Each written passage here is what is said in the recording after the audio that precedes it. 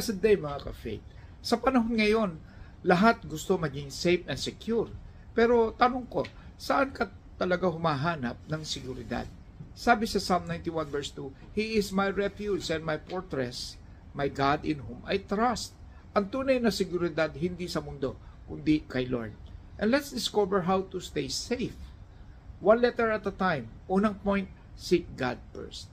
Kapag inuna mo siya, sa lahat ng desisyon mo, may direksyon at protection ka. Pero hindi lang yon.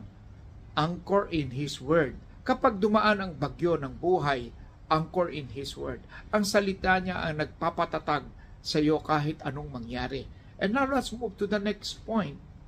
To stay strong. Faith over fear. Piliin mo ang faith over fear. Kapag nagtitiwala ka kay Lord, hindi ka matitinag kahit puno ng uncertainty. And lastly, ito ang nagbibigay ng tunay na kapanatagan. Embrace His presence. Embrace His presence araw-araw sa presensya ni Lord. May kapahingahan, kapayapaan at seguridad. Remember, in God, you are safe and secure. And this is Pastor Francis. Like, follow, and share para mas maraming makaramdam ng seguridad kay Lord. God bless. Shalom.